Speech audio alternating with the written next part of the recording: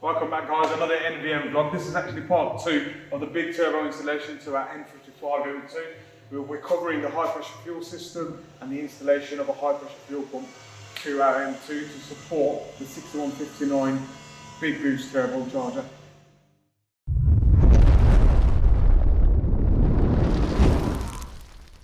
So guys, if you haven't watched part 1 of this vlog, you might want to go do that right now. We'll leave a link above for you. It did cover the installation of the Big Boost Stage 3 turbo kit for the N55 and obviously the limitations of the high pressure fuel pump and MEF injection and our final results.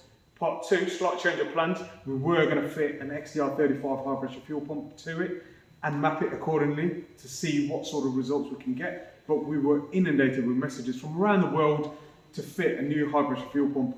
That high pressure fuel pump being the one that sits in the Toyota Supra Mark V, and the Mark V Supra has been proven already around the world to run around 620 to 630 brake horsepower with the stock high pressure fuel system. That being said, if you have a look at the pump looks similar to the N55 system. Obviously fuel goes in one way, gets compressed by a piston, and then comes out onto the other side of the fuel rail. There is obviously a slight orientation difference, and obviously the base plate is completely different to the N55, but we're going to try and fabricate it to fit so that we can roll out a solution for the B58 software side, hardware side, and with that turbo kit to get a good result.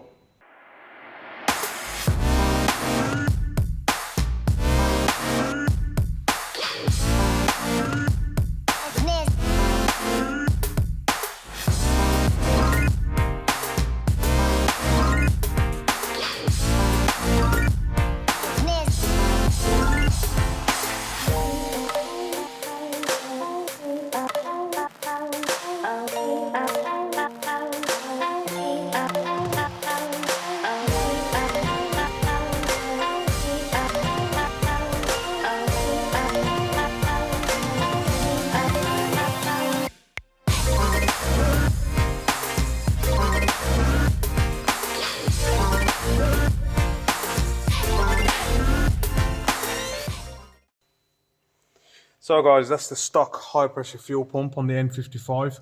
As you can see, it runs off the vacuum assist pump. The B58s run off the exhaust cam, and that's the Toyota Supra high pressure fuel pump. It's a slightly different orientation. I don't know if you guys can see, but by no means will it fit direct. So we're going to have to fabricate it a little to get it to fit and sit properly.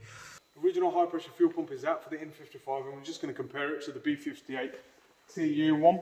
Obviously it's a bigger pump, you can tell. The flange obviously needs adapting for it to sit on the N55 vacuum assist pump, but I mean the actual spring cup is about 22mm in diameter, and the B58 one is 24mm. The good thing is the stock cam follower internal diameter is 24mm too, so we know that the cam follower doesn't need modifications to run this pump. Also the seal where it sits is identical as well, so we've got a 32mm O-ring size and a 32mm on the original as well.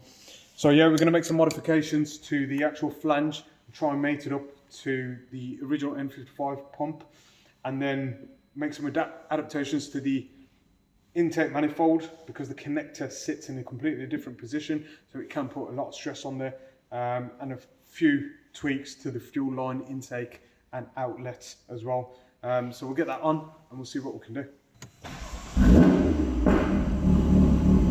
Wow, so it started up first time, no engine management light, no fuel supply concerns, no drive chain errors. The ECU seems to have adjusted to the new high pressure fuel pump. I believe that's down to the current and the resistance in the connector, matching the original N55 one. The actual high pressure fuel pump obviously can run up to 360 bar, but I mean when we're tuning these vehicles with the big turbo or pure or hybrid turbo, we will kind of target between 140 and 170 bar of fuel pressure. The trouble comes when you're trying to get a nice rich mixture which is nice and safe for the ignition time and the boost required. So we'll find out more when we strap it down to the dyno and do a data log as it is, and we'll make any adjustments necessary to get the maximum out of this pump. it'll be interesting to see how much better than the N55 it is. And that's what we're doing this video for you guys out there that demanded we do this high pressure fuel pump on this setup. So yeah, let's get it at the dyno and do some data logging.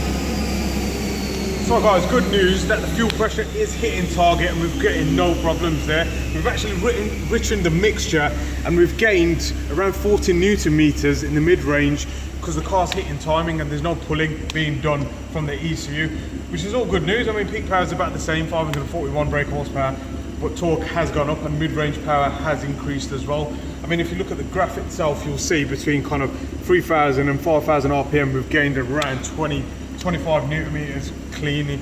At the beginning, we've gained about 40 Newton meters, so it was looking promising. We're just going to dial it up, add a bit more boost, a bit more timing, and then see what we can achieve.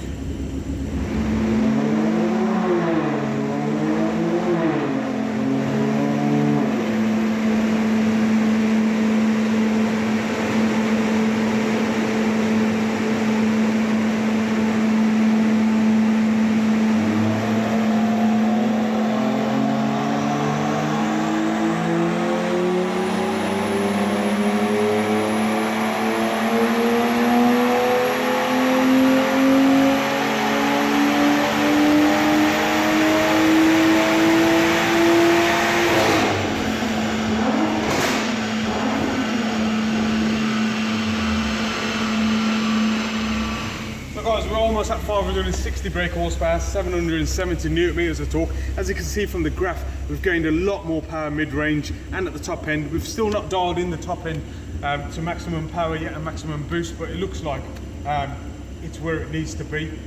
Looking at the fuel pressure, it's hitting target, there's no issues there, so we can actually run a bit more boost, a bit more timing and see what sort of results we can get on 99 run.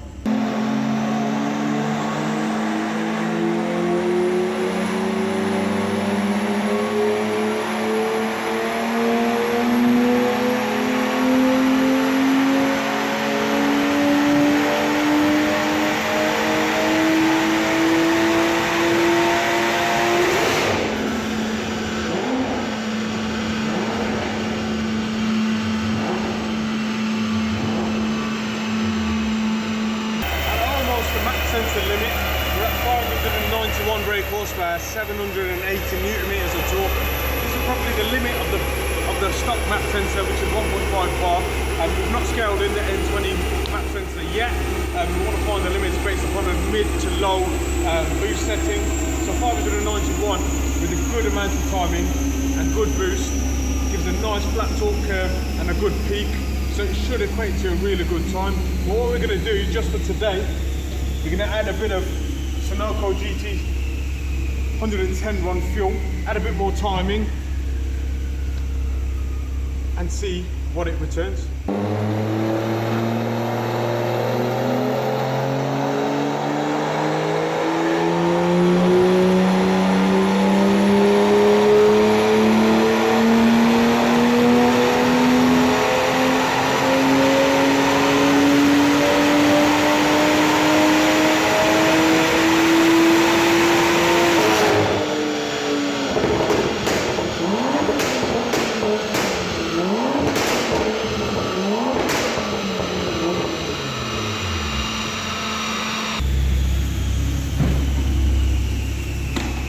Guys, final results with race fuel and good ignition timing. We're at 625 brake horsepower and 782 Newton meters. If you have a look at the graph as well, you can see where the added timing and the race fuel has been a benefit. Mid-range is not so much, and torque doesn't change so much, but you gain a lot more torque and a lot more power at the peak. So about 590 to 600 horsepower on 99 RON fuel is what we wanted. And don't forget guys, this is still on the N55 map sensor. We're running just below 1.5 bar of boost with this setup, but we do know that the B58 high pressure fuel pump TU does work. With a few calibration tweaks and a few changes in the map, we can get it to work and run 600 horsepower quite easily. So guys, hope you guys enjoyed that journey so far. There will be a part 3, so don't forget to like, comment and subscribe, and I'll catch you in the next one. So guys, I wanted to show you a bit of an insight into the mapping. I mean, this is the calibration software that we use. As we know, OLS is widely known by everyone. You can see the amount of tables that we change, highlighted in blue, for a stage 3 setup. I mean, in terms of data log, I mean, if we have a look at the stock high pressure fuel pump running this Big Boost Turbo, where we were at, we were requesting about 170 bar of fuel pressure, and at the top end we were getting kind of 100 bar of fuel pressure before it would cut out, and that's what we call kind of high pressure fuel pump choking or surging. I mean, looking at on the road as well, obviously when you get a shift point you reduce the actual fuel pressure required, so you gain a bit more fuel pressure, but as you can see, every time you change gear we gain a fuel pressure, but we actually lose it as we're trying to get the combustion to the required AFR, and that was a concern on the N55 because at different fuel pressures at different air pressures around the country, at different days, different temperatures, we'd get a different result, and that was a major concern because the last thing we wanted is it to drop below 100 bar of fuel pressure and cause injection cut off.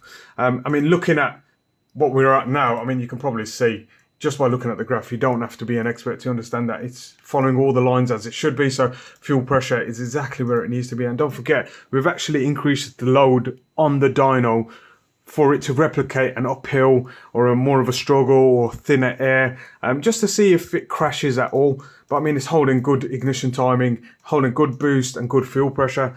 So yeah, guys, hope that's a good insight into what we do. And yeah, we'll see you on the next one.